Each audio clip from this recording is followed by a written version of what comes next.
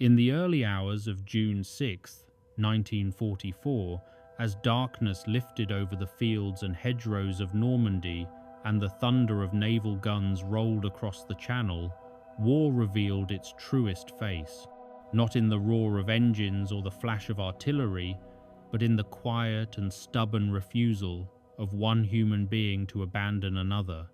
Amid the chaos of the D-Day landings, as paratroopers dropped through tracer fire and the wounded cried out from every direction, compassion became the rarest currency.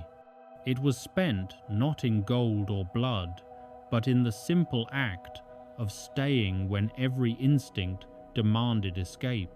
Inside a small stone church in the hamlet of Angoville-au-Plain, beneath the fractured light of stained glass, a medic named Robert Wright discovered that courage is not measured in ground gained or enemies destroyed, but in the long hours spent keeping another human being alive while the world outside tore itself apart. Robert Wright had not come to France seeking glory. He came because his country asked. A draft notice had arrived at his family farm in Vermont, and a quiet young man who had spent his life tending livestock and mending fences suddenly found himself responsible for mending men. Born in 1921, raised among the harsh winters and granite hills of New England, Wright enlisted in the paratroops, not for heroism, but for practicality. The pay was better, the training shorter, and the alternative was waiting to be drafted into the infantry. He trained at Camp Toccoa, learned to jump at Fort Benning, learned to pack his own parachute, and to trust the men who packed his morphine syrettes.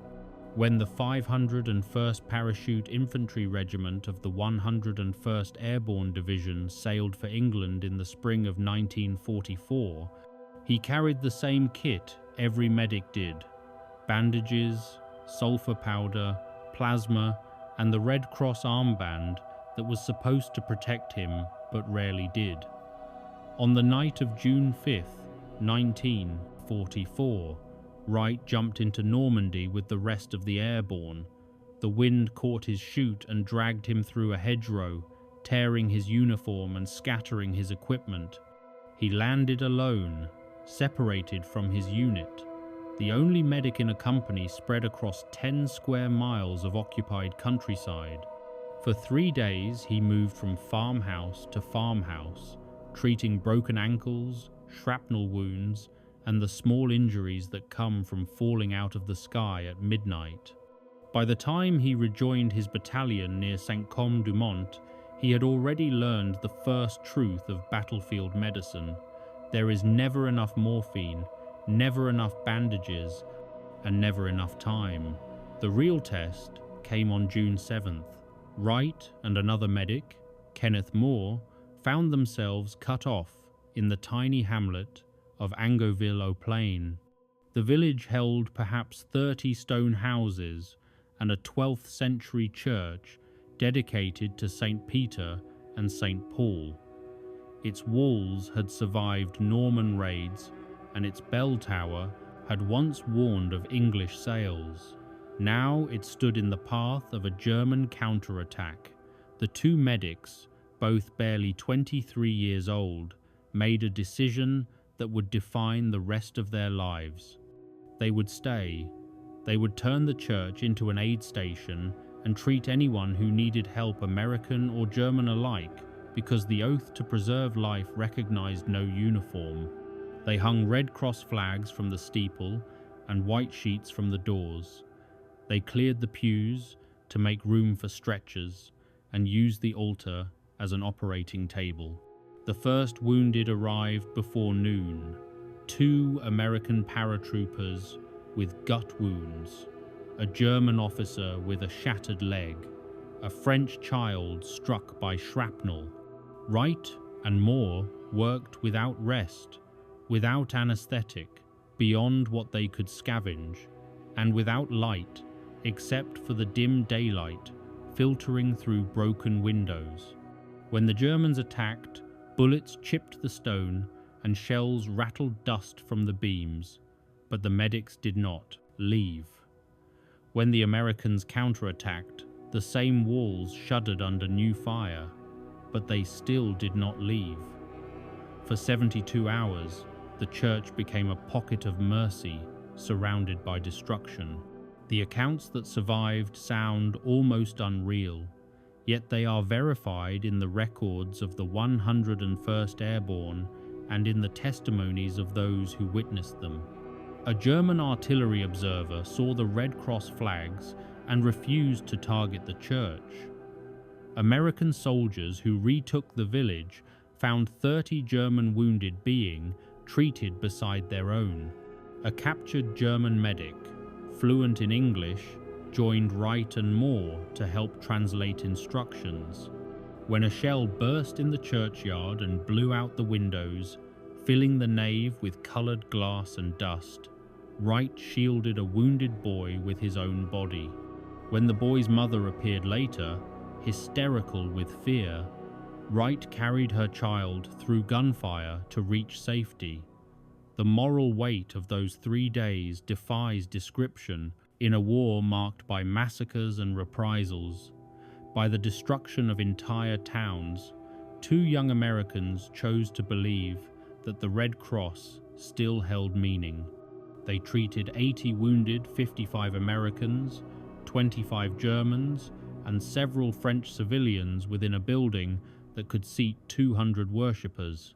They performed amputations with pocket knives and doses of morphine measured in drops. They held the hands of dying boys and gave what comfort they could. They worked while shells fell and bullets cut through the air, while the church itself seemed to tremble with grief. After the war, Wright spoke little about those days. He returned to Vermont, married his childhood sweetheart, raised 3 children, and worked as a telephone lineman until retirement. He kept his Purple Heart in a drawer and his memories buried where they could do no harm. Kenneth Moore became a doctor and practiced medicine in California until his death in 1979. The church at Angoville-au-Plain still stands, its walls marked by bullet holes, its floor still bearing faint stains left by the wounded of both sides. Each June 6th, the villagers lay flowers on the graves of the 3 men who died in the churchyard, 2 Americans and 1 German, and they retell the story of the medics who would not leave. The legacy of Angoville-au-Plain is written not in medals or monuments, but in the quiet endurance of mercy. In a war that consumed 60 million lives and turned cities to ash, 2 young men proved that the human heart can still choose compassion when every circumstance argues for hate. They showed that duty is not always obedience to command, but sometimes the refusal to abandon the suffering. They showed that courage is not always loud, but can exist in the steady resolve to remain beside the wounded until the guns fall silent. Robert Wright died in 2012 at the age of 91, still carrying the weight of those 3 days. He never saw himself as a hero. He said he had only done his job. Yet, in that darkest chapter of the darkest war, he and Kenneth Moore reminded the world what that job truly meant. In the ancient church of Angoville-au-Plain, beneath the watch of saints who had witnessed centuries of folly, 2 young Americans wrote a different kind of history, one made not of conquest, but of compassion. The blood has faded, but the story endures. Visitors still step through the old wooden doors to stand where the medics once stood and try to comprehend how 2 ordinary men found the strength to be human when humanity itself seemed lost. They come to remember that war is not only about victory or defeat, but about those who remain decent when decency is under siege. They come to honor the forgotten hero of Bastogne, who was never at Bastogne at all, who fired no weapon, who saved no hilltop, but who preserved something far more precious, the belief that even in darkness, a single act of mercy can illuminate the world. Robert Wright is gone, yet the church still stands. The bullet holes remain. The altar where he worked remains. And when the evening light passes through the new stained glass windows donated by American veterans to replace those shattered in 1944, it falls across the same stone floor where two young medics once knelt, refusing to surrender the wounded.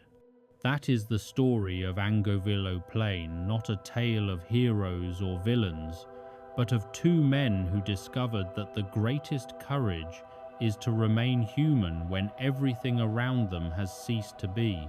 In a war that tried to strip men of their humanity, Robert Wright and Kenneth Moore proved that even in the darkest corners of history, compassion can still endure.